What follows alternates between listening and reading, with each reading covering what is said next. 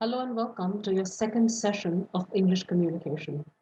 Today we will be dealing with non-verbal communication. Let's take a look at the definition as you can see on the screen. Non-verbal communication is the transmission of messages or signals through a non-verbal platform such as eye contact, facial expressions, gestures, posture, as well as body language. It includes the use of social cues, kinesics, distance and physical environments or appearance, of voice, as well as of touch. Now, as you can see, in these figures that are shown to you, we see different modes of body language. On the top left, you have the young boy sitting in a very relaxed manner with his feet on a table. And mind you, the chair that he's sitting in has almost 3 legs off the ground. This tells you that he is extremely relaxed and is very much at ease in his environment. The next picture shows a woman working away at a computer screen. Right. If you see her eyes, you can see that she's anxious. You can see the anxiety.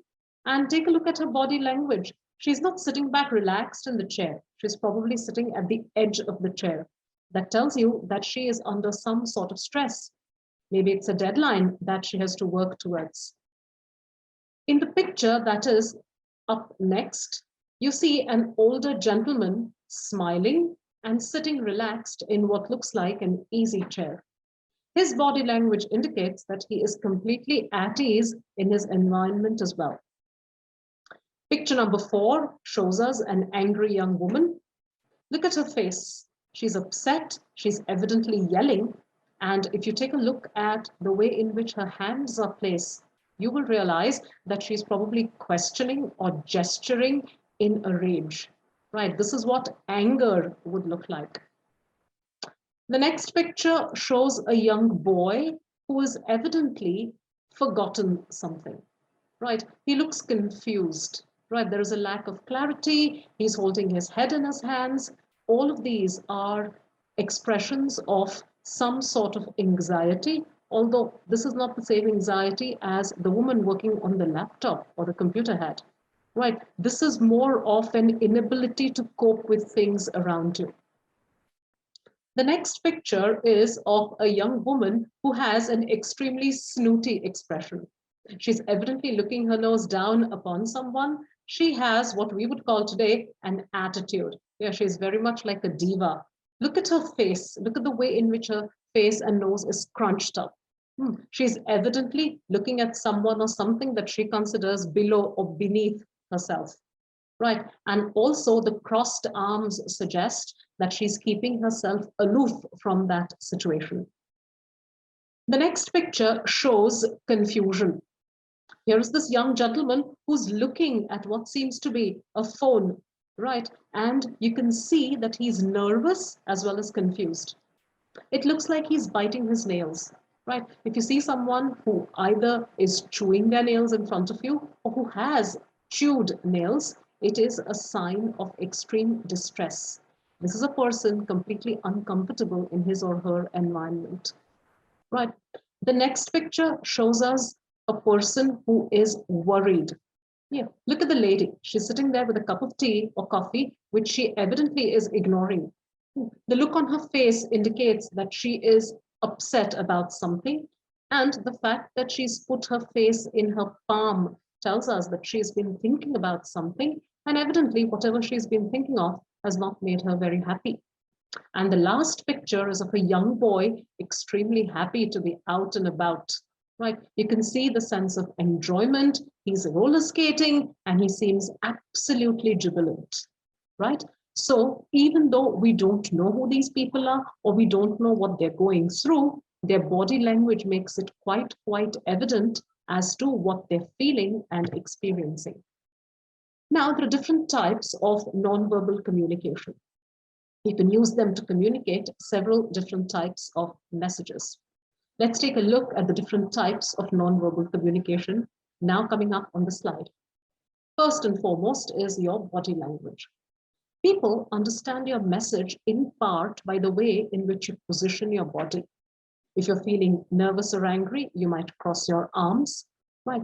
If you're feeling happy, usually your arms are not crossed but are open, right? It's called the open body language, right? Where you're eager to share, where you're open to accepting other people's ideas, views, and opinions, etc. Now, the second point is gestures. These can be intentional or unintentional. For example, you might see some people using a thumbs up sign to express their positive feelings about something. Right. This automatically tells us that they are happy or that they are pro a particular action, even though they may not verbalize their approval. The third point is facial expressions. The use of nonverbal communication is, honestly speaking, the most common way in which we express things. When using facial expressions, people usually communicate through their eyes, their eyebrows, their mouth, and facial muscles and expressions, of course. It's useful in communicating both information as well as emotion. Touch. Some people use touch to be expressive, for example, to give support or comfort.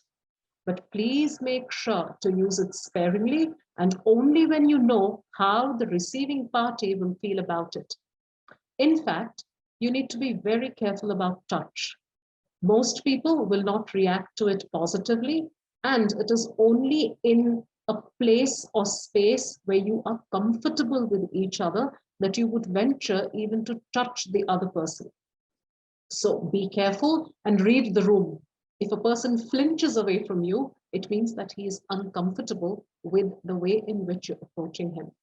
So use touch, but as we just said, use it very, very sparingly. The next type of verbal communication, non-verbal communication, is tone. Tone emphasizes the message that you're trying to deliver. It can express delight, sadness, politeness, or anger in a voice. People need to hear the appropriate tone to pay attention to your message. Especially this is true when you're addressing a large number of people. A lively and versatile tone sounds far more expressive and will grab the attention of your audience. This will also help them focus on your message. And mind you, you can only make your point clear when you have your audience's attention. Then we come to appearance. Through appearance, you can create a positive or negative first impression on others. The way in which you present yourself shows your interest, your aesthetic taste, and self-discipline. Therefore, you need to dress appropriately and look appealing when going for an interview. A well-groomed appearance can increase your chances of landing a job. Similarly, if you're trying to impress the other person, do dress appropriately. Every occasion calls for some sort of a dress code, and it will do us good if we manage to follow this particular fact about appearance. Then we come to the next item, which is space. What do we mean by space? It is the distance that you maintain between people. Maintaining space during conversations is polite, but the distance that you stand at can show your level of comfort with someone. Don't stand too close to another person. At the same time, don't stand too far away. The space between people can differ depending on their relationship and the number of days or years that you've known each other. Gradually, as you grow to know a person, the distance between you both may and can decrease. But when you start out, please keep appropriate distance between people. Do not invade what we call their personal space, and that's important. Everyone uses body language for communication, and they use it differently. However, there are always some common cues to interpret what somebody is saying. Even though it is challenging to read body language, it is an important skill to advance in your career. When communicating, it is useful to listen to what someone says verbally as well as non-verbally. Here are the key steps to understanding non-verbal statements. First and foremost, pay attention to the eyes. Eyes give a lot of information if you watch them closely. For instance, You know a person wants to continue their conversation with you if they're trying to maintain or keep eye contact. Conversely, they may move their eyes away if they are not interested or truthful. The direction of someone's glance can also tell what they might be thinking. If they're looking at the door, they might want the conversation to stop. If they're looking at the time on their wristwatch, you may be well assured that in the next few minutes, they will make some sort of a reason and try and leave the conversation. So pay attention to these cues, they're important. The second important thing is to observe posture. Posture refers to the way in which a person stands and sits. The way a person is standing or sitting while communicating reveals a lot about their interest in a conversation. For example, if they're standing or sitting with their back straight and shoulders facing backwards, they're listening, they're engaged and open to the information or ideas that you are presenting. On the other hand, if they have a poor posture with raised or slouched shoulders and a bent spine, they may be angry, anxious, or nervous. The other option is that they're not really interested or invested in what you are saying. Thirdly, look at the arm position. The position of the arms is another way of finding out if a person is interested. Arms on the table, to the sides, or any other open style showcase a person's positive feelings and their readiness to absorb information. If you see that your audience has closed or crossed their arms, the person might be feeling or experiencing some kind of negative emotion. Folded arms and a posture in which you lean back in a chair also shows that the person sitting opposite you is judging you. So be very, very careful and always read the other person's body and posture. Then read the position of legs as well as feet. This is an interesting one. The way a person places their feet on the ground shows their interest to the observer. If their feet are placed evenly on the ground, it means that they are open and ready to listen to your ideas. If you find their legs crossed, as in their arms, or in a closed formation, they might be less interested in communicating with you. Point number 5, examine facial expressions.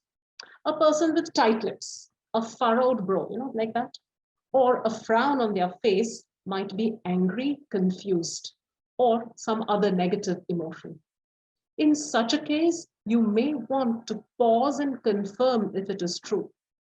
If you're talking to someone with gently raised eyebrows, relaxed facial muscles, and a soft smile, it usually means that they like the message that you are communicating.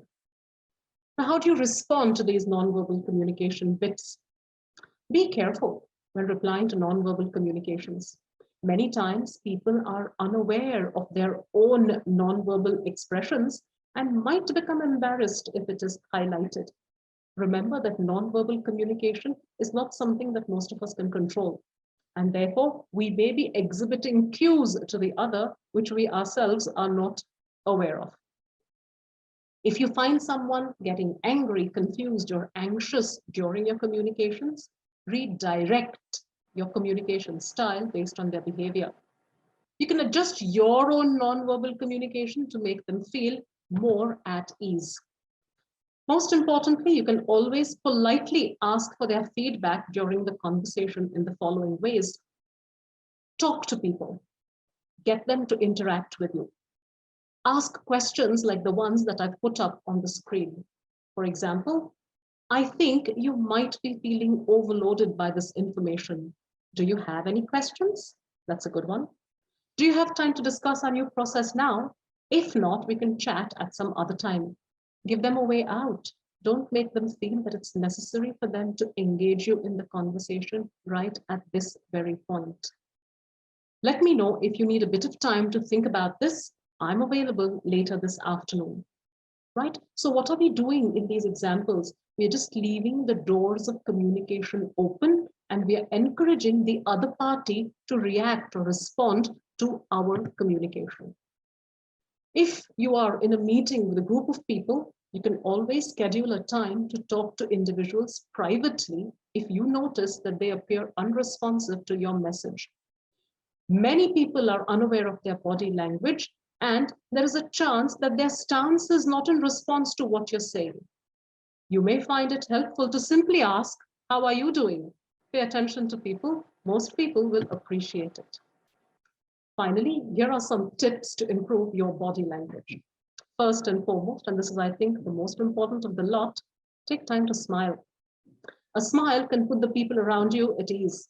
It appears welcoming and polite and encourages people to listen to you more. Point number 2, be energetic. Always stay ahead of your competitors. An upright posture appears professional and gives an impression of interest to others. If you are attentive and lively, others will likely see you as an inspiration, which is a good thing.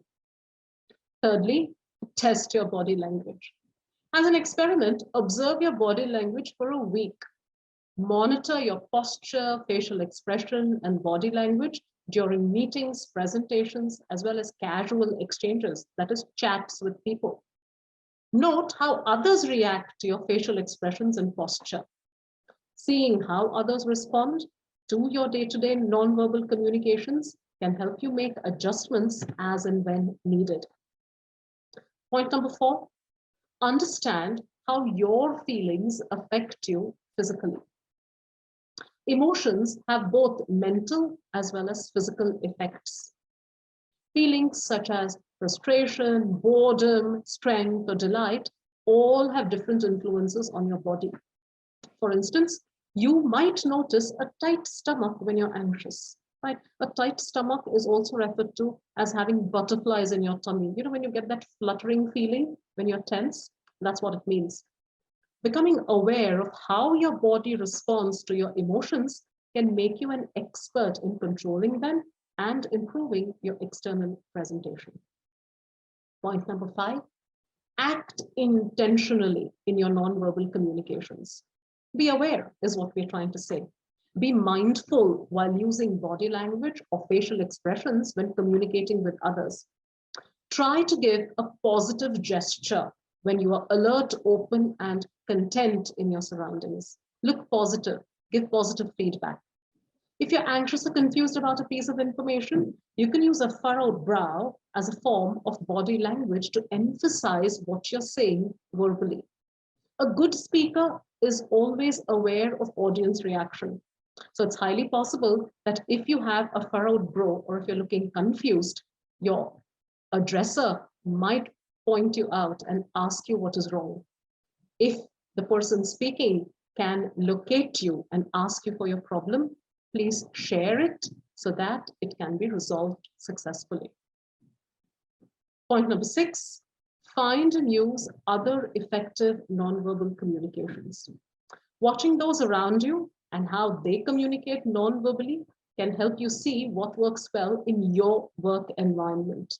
You can copy a body language form or a facial expression you find useful to improve your own nonverbal communication.